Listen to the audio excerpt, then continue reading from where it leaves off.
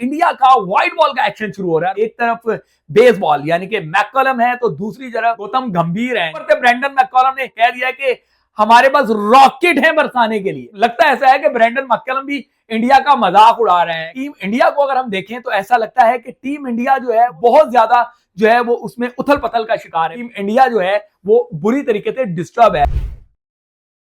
चलो जी, इंतजार खत्म हो रहा है। अब रेड बॉल के बाद इंडिया का व्हाइट बॉल का एक्शन शुरू हो रहा है। व्हाइट बॉल का एक्शन जो है वो एक तरफ बेसबॉल यानी कि मैककलम है तो दूसरी तरफ गौतम गंभीर हैं, जिनकी गंभीराएं जो है वो तवील से तवील होती जा रही हैं। इंडिया के लिए मुश्किलात बढ़ती जा रही हैं। ऑल्दो कि इंडिया रिसेंट पास में व्हाइट बॉल में बड़ा अच्छा खेला है, लेकिन जो ऑस्ट्रेलिया में उसकी रेड बॉल में उसके साथ हुआ है उसके बाद यकीनी तौर पे सबको एक धचका लगा हुआ है। ऊपर से ब्रेंडन मैककलम ने जो प्रेस कॉन्फ्रेंस कर दी और उसमें उन्होंने जो कह दिया कि हमारे पास रॉकेट है बरसाने के लिए।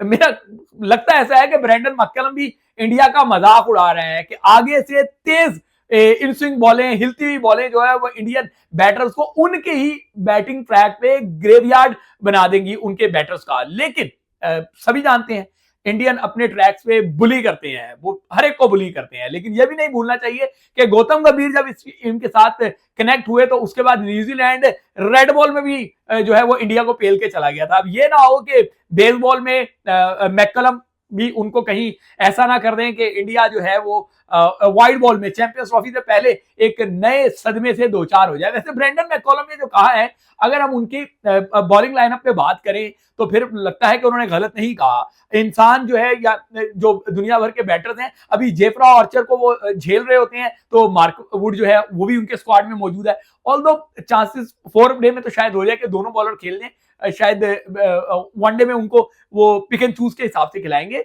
लेकिन इसी तरीके से ये आपको मानना पड़ेगा कि जोफ्रा आर्चर जो है वो बड़ा मुश्किल है और मार्कवुड वो भी कोई आसान नहीं है। पेस है, तीखे हैं, लाइन और लेंथ उनकी सही है, तो यकीनी तौर पर ये इंडिया को उनके ऑन यार्ड में ग्रेवयार्ड बना सकते हैं इंडियन बैटर्स का। इसी तरीके से उनके पास और ऑप्शन भी अगर हम देखें, साकिब महमूद हैं, वो अभी परफॉर्म करके आए हैं उसमें रिसेंट पास में जो उनकी वहां पे व्हाइट बॉल की क्रिकेट है इंग्लैंड की, एक अच्छा सरप्राइज हो सकती हैं। इसी तरीके से अटिंगसन जो है, गस अटिंगसन जो है, वो भी आपको पता है कि किसी को भी मुश्किल में डालने में उनका कोई जो है वो सानी नहीं है। कभी भी जो है वो अपसेट कर देते हैं अपोनेंट को।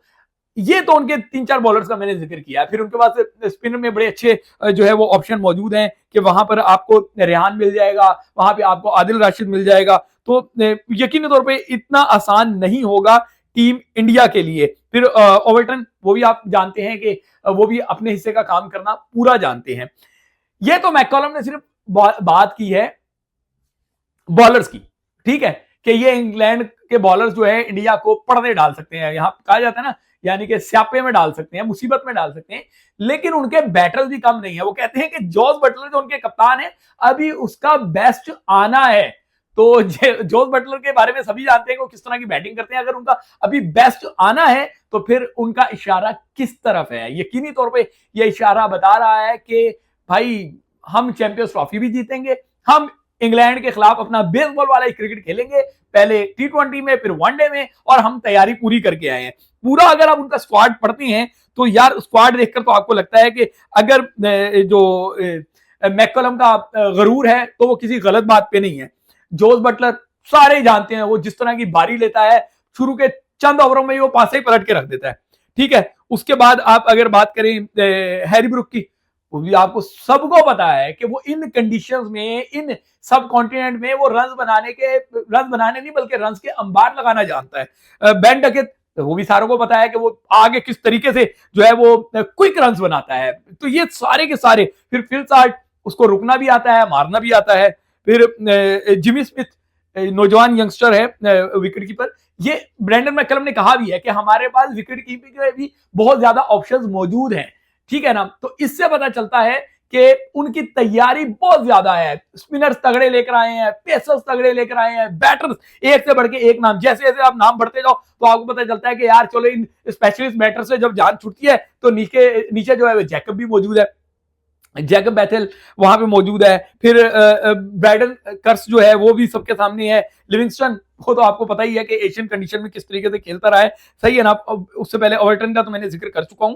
तो ये एक मुकम्मल पैकेज जो है वो मौजूद है इंग्लैंड के पास। इंग्लैंड के खिलाफ ओडीआई सीरीज में टीम इंडिया को अगर हम देखें तो ऐसा लगता है कि टीम इंडिया जो है वो थोड़ा सा नहीं बल्कि बहुत ज्यादा जो है वो उसमें उथल पथल का शिकार है। बेशक वो अभी जनूबी अफ्रीका को हराकर आए हैं, लेकिन इंग्लैंड भी आप देखेंगे, अगर दोनों टीमों के आखिरी 5 T20 देखेंगे तो 4 उन्होंने जीते हुए, 4 इन्होंने जीते हुए। तो जनूबी अफ्रीका को ये हराकर आए हैं, वो टीम में जिस तरह की परफॉर्मेंसेज दी थी वो सबके सामने है। लेकिन अब लगता है कि इनके ड्रेसिंग रूम की जो डर्टी पॉलिटिक्स है, जो खींचातानी है, फिर इसके बाद जब टीम की सिलेक्शन हुई चैंपियंस ट्रॉफी को लेके या इस व्हाइट बॉल की सीरीज को लेके, तब भी बहुत सारे जो है वो गॉसिप्स आ रही थी कि इनके अंदर सब अच्छा नहीं है। जब सब अच्छा नहीं होता तो फिर बहुत बुरा होता है, और बुरा तभी होता है जब आपकी यूनिटी नहीं होती। यूनिटी नहीं होती तो नताइज अच्छे नहीं आते। तो टीम इंडिया ऐसा ही लग रही है। फिर वाइस कैप्टन जिनको बनाया गया अक्षर पटेल को, हालांकि ये भी बड़ा होता है कि अक्षर पटेल खेलेंगे कि नहीं खेलेंगे, लेकिन उनका वाइस कैप्टन बनाया गया है। तो उस वाइस कैप्टन की प्रेस कॉन्फ्रेंस को अगर आप सुने तो भी लगता है कि वो प्रेस कॉन्फ्रेंस कम थी, डिफेंडिंग जो है वो, या क्या कहते हैं कि जो तनकीद हो रही है उसके माउथपीस बने हुए थे। वो बुनियादी तौर पे तनकीद तो गौतम गंभीर पे हो रही है, लेकिन उसके या रोहित शर्मा पे, तो उसके माउथपीस जो है वो अक्षर पटेल को बनाया गया था कि जाओ भाई इन सवालों के जवाब दो, इन बातों को डिफ्यूज करने की कोशिश करो। इंडिया के स्क्वाड को अगर हम देखते हैं नताइज, तो मैंने आपको कहना कि वो अपने ट्रैक्स में किसी को भी बुली कर सकते हैं, तो वो नताइज तो सामने आ जाएंगे। लेकिन अगर हम बात करें उनके, उसकी स्क्वाड सबको ही पता है, लेकिन फिर भी रिपीट कर देता हूं। सूर्या कुमार यादव सब जानते हैं कि एक 360 प्लेयर है, इन्वेंशन जानता है, तेज खेलना जानता है, रस बटोरना जानता है। फिर जॉरेल जो है विकेट कीपर, ठीक है ना, मैंने कहा कि इनके पास भी ऑप्शन विकेट कीपिंग के हैं, लेकिन खेलते हैं नहीं खेलते, क्योंकि संजू सैमसन के होते हुए जो है वो ये शायद बन ना पाए।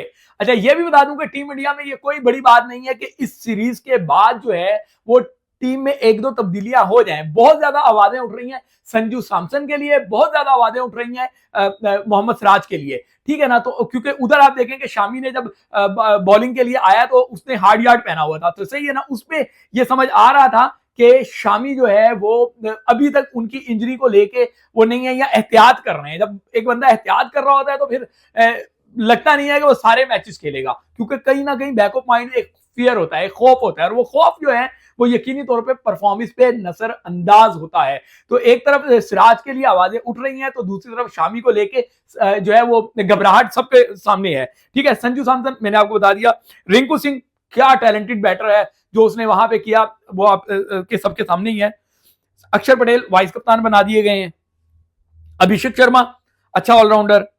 नीतीश कुमार रेड्डी, उसने भी देखें वहां पे भी अपने आप को दिखाया कि जी वो हर फॉर्मेट में अच्छा परफॉर्म करना जानता है। हार्दिक पांड्या, उसकी अपनी फिटनेस को लेके बहुत सारे सवालात हैं, लेकिन ये 4 ओवर की क्रिकेट है, 4 ओवर की क्रिकेट में उनका इम्तिहान हो जाएगा, पता चल जाएगा कि वो किस तरीके से जा रहे हैं। तिलक वर्मा बहुत ही आउटस्टैंडिंग।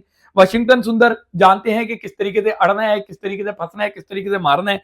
अर्शदीप सिंह, मैं आपको फिर बता रहा हूं कि ये एक टैलेंटेड नौजवान है, लेकिन याद रखिएगा कि चैंपियंस ट्रॉफी में जब इंडिया ने न्यूजीलैंड से टकराना है तो ये इतने कारगर इसलिए साबित नहीं होंगे कि ये अमूमन खब्बों के खिलाफ जो है वो स्ट्रगल करते हैं, सज्जों यानी कि राइट हैंडर्स को मुश्किल में डाल देते हैं, लेकिन लेफ्ट हैंडर के खिलाफ ये जो है वो उसका इनको सामना करना पड़ता है, थोड़ा स्ट्रगल करते हैं। तो देखें इस सीरीज में क्या करते हैं वो।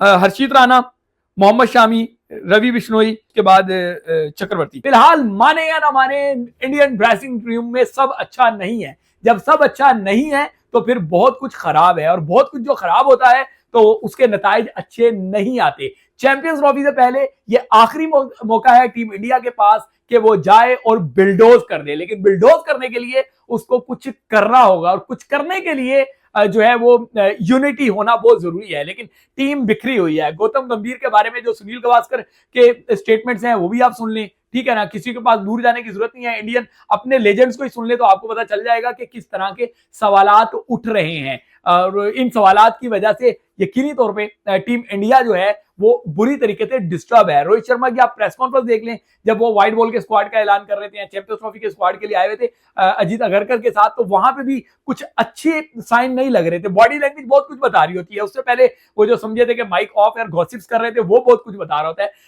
गौतम गंभीर और रोहित शर्मा उनके दरमियान अच्छा नहीं है, गौतम गंभीर और अजीत अगरकर उनके दरमियान भी अच्छा नहीं है, अजीत अगरकर और इनके दरमियान भी अच्छा नहीं है। ये ट्राइका जो है वो अमूमी तौर पे एक होता है, लेकिन यहां पे ये ट्राइका जो है वो बुरी तरीके से डिस्टर्ब है, जिसका डेंट जो है वो टीम इंडिया को डल सकता है। लेकिन टीम इंडिया अपने यार्ड पे सरप्राइज नहीं बल्कि बिल्डोज कर सकती है। यहां पे अगर अच्छा खेलेंगे तो उनको थोड़ा कॉन्फिडेंस मिलेगा। ऑल्दो के दुबई की कंडीशन जरा डिफरेंट होंगी, यहाँ की इंडिया की कंडीशन थोड़ी डिफरेंट है। देखते हैं कि टीम इंडिया किस तरह अपनी तैयारी करती है।